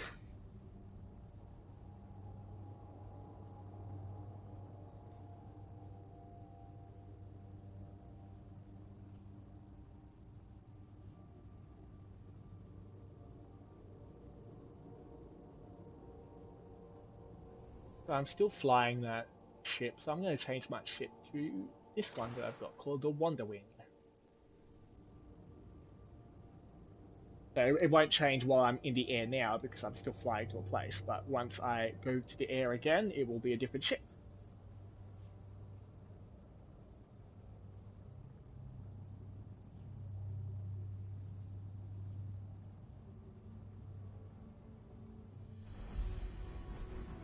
So for the most part, the Destiny community is quite helpful.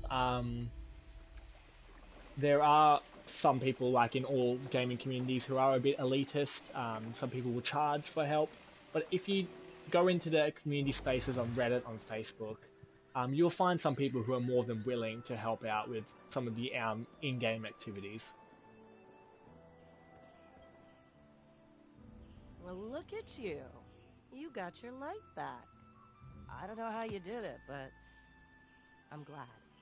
Because we're gonna need it. There are a lot more... I have not played No Man's Sky, but I've heard very mixed views on No Man's Sky. So what's your opinion on it? Is it a game worth trialing? Is it quite similar to this game? Give me your honest opinion.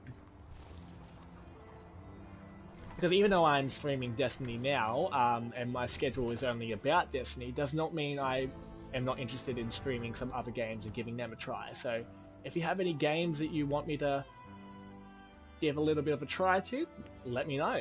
I'm always open to it. As long as it's in a reasonable price range, if I don't have it, I will purchase it. As you can see, my Guardian's very fashionable right now with his padded armor.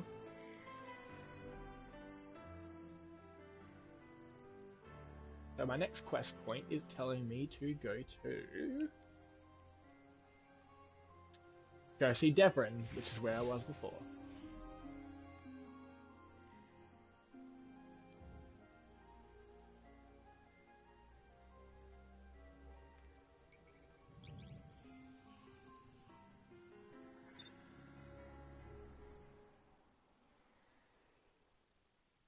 So in the inventory, just while that's loading, we've got our consumables. You won't have as many as I have now, for obvious reasons. I've got two other characters of the Titan and the Warlock class that all share the same inventory, which is why I've got so many items here. Same with the modifications, and also same with the shaders. Now, I am a shader hoarder, I will admit. I love my shaders. I collect them like there's no tomorrow. As much as I hate doing PvP related activities, if it says that there is a shader on offer to do a certain quest, I will do that quest until I get that shader and then never touch it again. Purely because I just love getting shaders. Once you get one, you can just easily keep buying them over and over and over again from your collections. This one here is probably one of my favorite shaders, and I'm not going to put it on my armor, but you can preview what the shader will look like once it's attached to all the weapon you're currently holding, as well as the armor you're currently wearing. So if I was to attach calluses selected to my current armor and weapon loadout, that's what it would look like. Not too bad, but the chest area is a bit bland. Lots of exploring and mining to do, however, there's very few cutscenes and a lot of exploring to do. You see, I like Destiny because there is a very good immersive storyline. That's what brings me into a lot of the games, is I like campaign modes. I like being immersed in the story and like building a character like I am now. One thing I will do is change to triple jump. So if you do end up playing Destiny 2 for yourself as well, feel free to give me a yell. I'm more than happy to help you out with some activities, but you want to try and figure out which jumping style is most suited for you, which grenade style, which class ability is best suited for you as well, because they all are suited for very different situations. But for me, I prefer to do triple jump. I just feel like I have more control over it.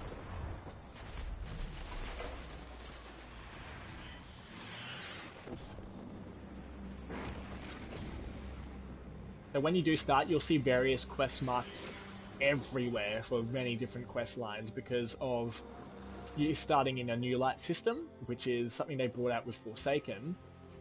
You have access to so many quests at the same time rather than just a normal campaign quest. The one thing to do if you're after just a campaign quest is to always look for this symbol, which is the Cabal Empire symbol, and that will lead you towards the Red War campaign quest lines at all times. Welcome back. This time I did make tea for you, but I seem to have drunk it all. Perhaps if you were a mite quicker. Right, the beacon. While you were tussling with the fort. See you soon. Alright, so where am I going now, Dev? Gotta chuck a grenade out there to help them. A clever mining crew. Shut them down. Yeah, I'm not interested in that event right now. We've already done an event, we don't need to do another one. But the reason why I keep checking my quest log is because it keeps updating and it's not really showing up like that one is, where to go. So I'm just going to open up my map so it can tell me. It's another quest that I have to select, that's why it wasn't showing up.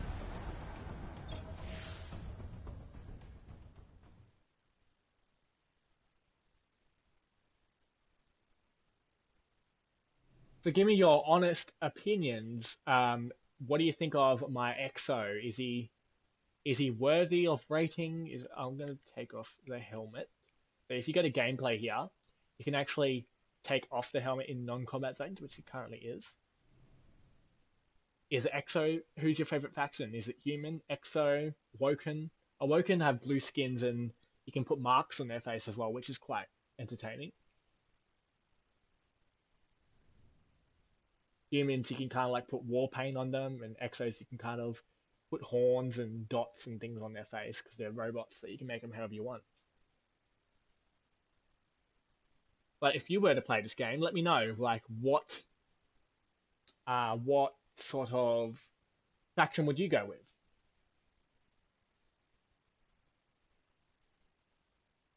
And if you haven't noticed, I'm happy to talk about literally anything Destiny related. So because I've gone into a campaign mission, unless someone else is in that mission with me or doing the exact same mission at the exact same time, it cancels me out from any other real life player. So it gives you free reign to do the mission all by yourself without having any interruption. Some people like that idea, some people don't. Personally, I like it because it lets me feel the mission for myself without being rushed by other people joining in.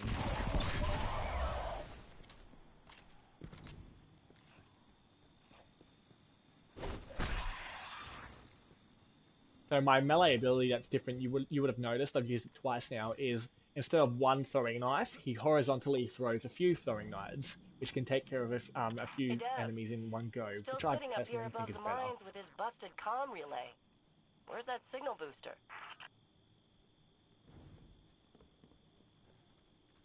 Our new Guardian friend is en route.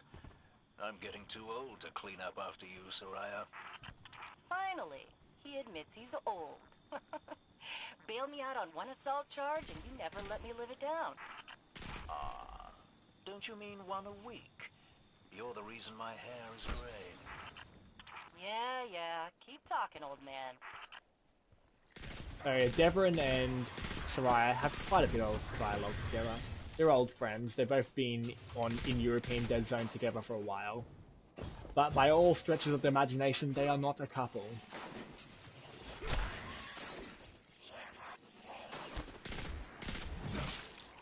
Because Devon is not that way inclined, apparently. Apparently some of Devon's dialogue alludes itself to Devon not being interested in women.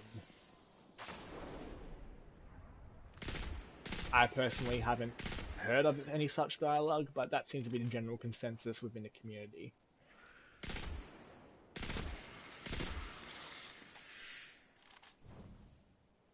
That elevator should take us to the top of the mines.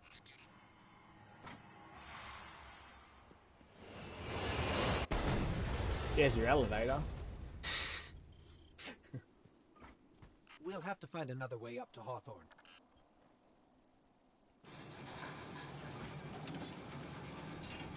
Careful. The Fallen are scavengers of the highest order. They're going to put up a fight for whatever they can get their grubby claws on.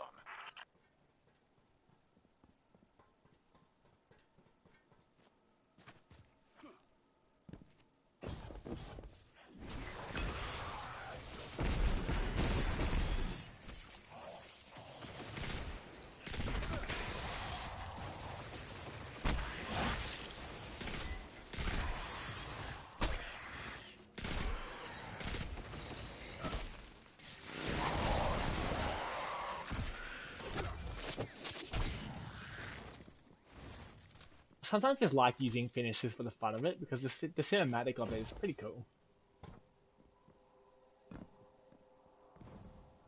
What's that? Investigate.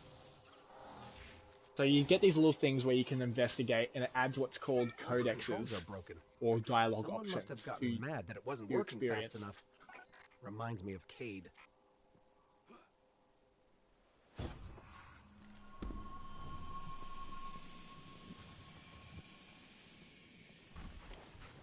If you're generally interested in following the storyline of Destiny 2, I recommend that you stay away from any forums or any discussion areas related to Destiny 2 because of how old this game is, some people might give away some key plot points. When if you actually want to experience the general storyline along the journey with myself, then I don't recommend you go into those communities.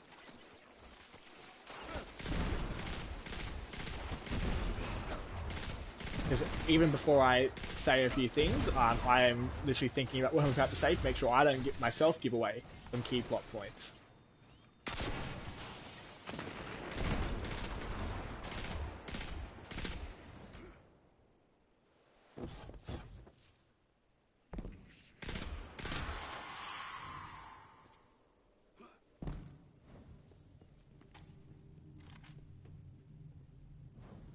So if you look on the radar in the top left-hand corner of my screen, anything that's a white arrow is your quest directional point. So it points you in the direction of where you need to go for your quest. That's my super for that one, by the way. So it points you in the direction of the quest, but thing to note is that it doesn't always point you in the direction that you need to go to achieve that quest directive. Sometimes it points directly at a wall, which means you have to be on the other side of that wall, but doesn't exactly tell you how to get. That's kind of figure it out for yourself. Fleeing the mine. Seems you've really kicked the hornet's nest, haven't you? Good old laser tripwire.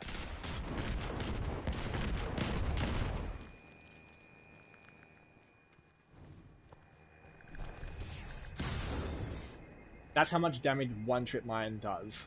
So I don't want to do that again. But you can set them off by shooting the detonator on the wall that it's attached to. Because you'll come across trip mines a lot of the time in campaign, even in PvP. Some people use trip mines in PvP because it's very effective for when someone runs around a corner. I personally have never done it, but I can see its effectiveness. You're good. Almost as good as Lewis. So, Soraya mentions Lewis quite a bit. Lewis is the name of the falcon that she has with her. Elevator's not working. Power must be out. And we've upset the fallen.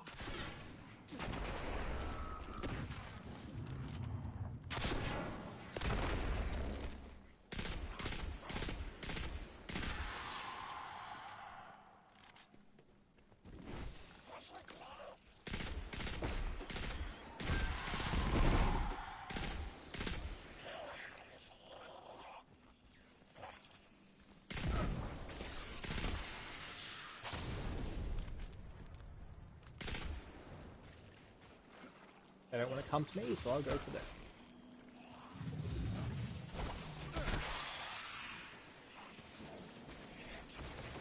So those purple things known as servitors, they can give immune shields to nearby fallen. So as you just saw, I just chucked a rocket completely at that fallen that was under the immune shield, and it did absolutely nothing at all.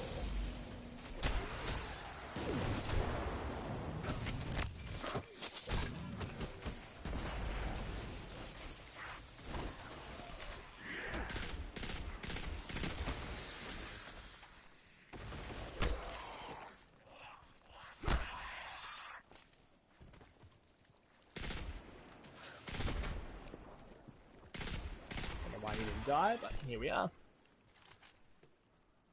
So missions like this can get a little bit tedious at times because it requires you to kill every single enemy in the vicinity before you can progress.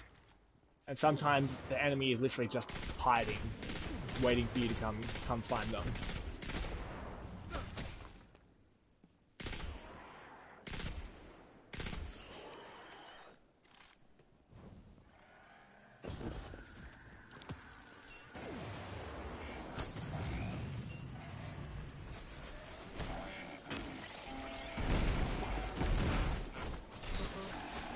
Once this servitor dies, because he's a named enemy, it means he's a leader or a general. Once he dies, it should be fine to continue. That did it. Killing the servitor brought the power back on. Good job. Maybe I'll finally get my booster one of these days.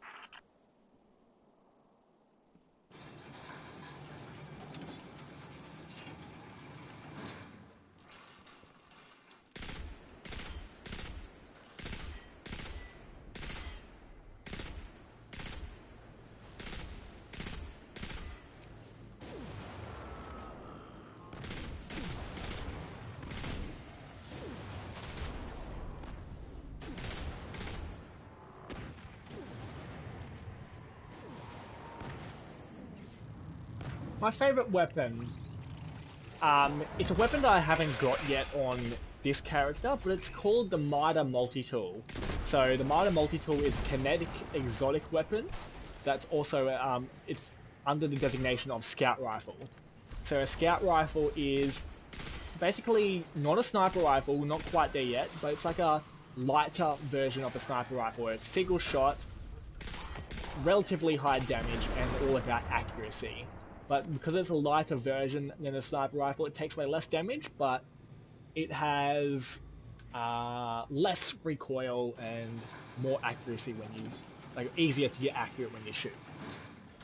So it's very similar to a pulse rifle, which is the 3-burst one I'm using now, but instead of doing 3 bursts, it does single shot. Let's finish hooking up the comm network. And the reason why I like it is because when you see when for the I'm help. going, zooming in so for the bad. shot like I am with a For a pulse fancy rifle, pants guardian. my radar goes away. Now that's the But when you're nicest using the thing I've ever Mitre heard Multi-Tool, Soraya say. the radar stays You're in a active, so that's a rarefied special air, effect my of the Mitre Multi-Tool. And hopefully I'll get a Scout Rifle soon, because they are what I perform best with. Scout Rifles and bows are my favourite.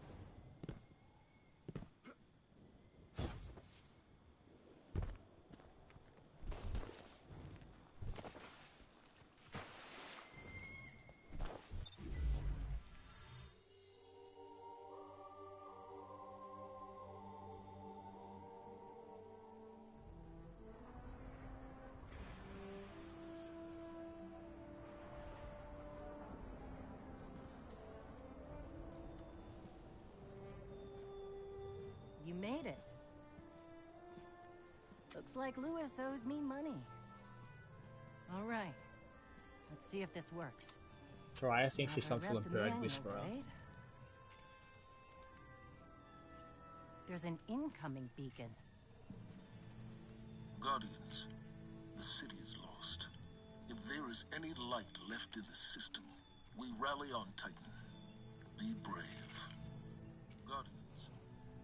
Zavala's alive. If we leave now, we...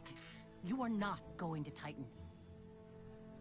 We've got refugees coming in. The Red Legion on one side, the Fallen on the other. But we have our powers back. And if we're going to retake the city... Your city is gone.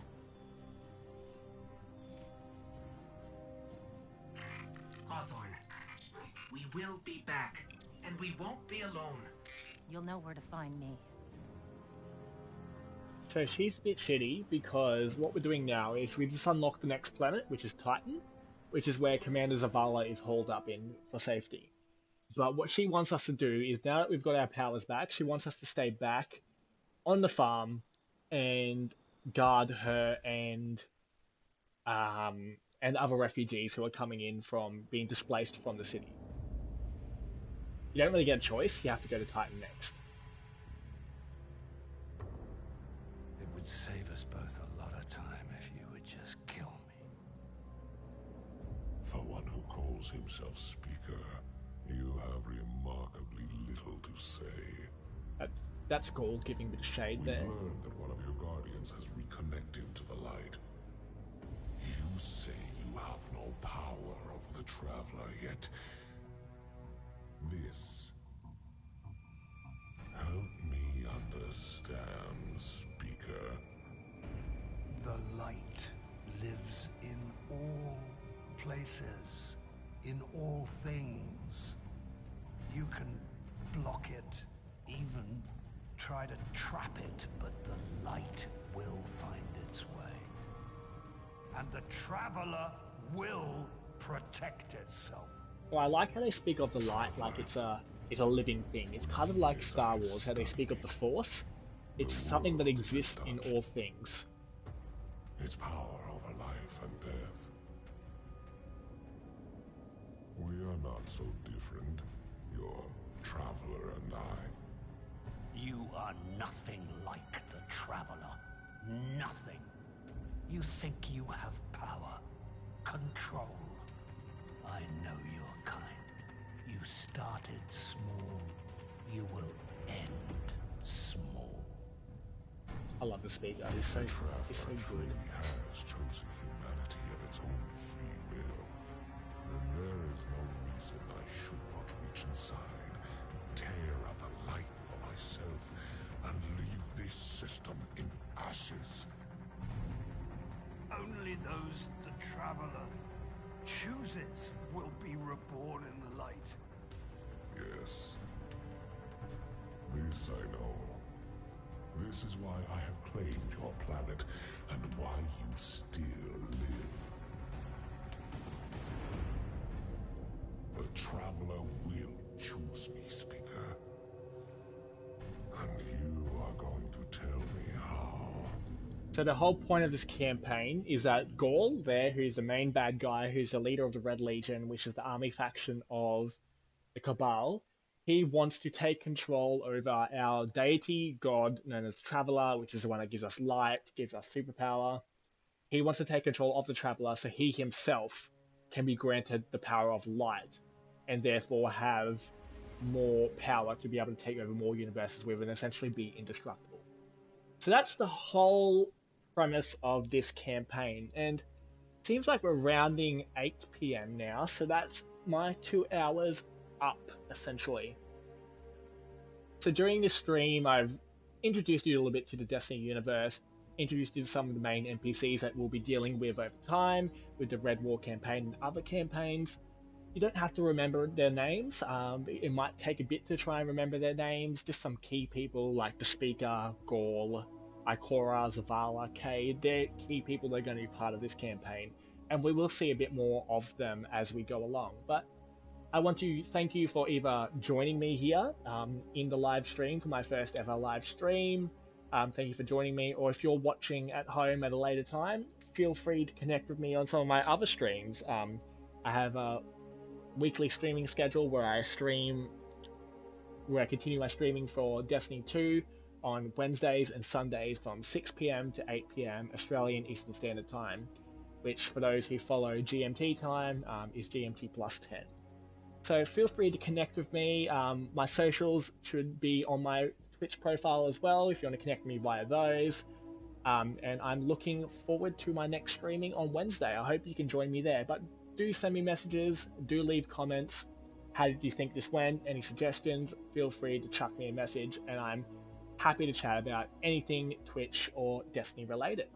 But thank you everyone for joining me here. I'm looking forward to hopefully seeing you again on Wednesday.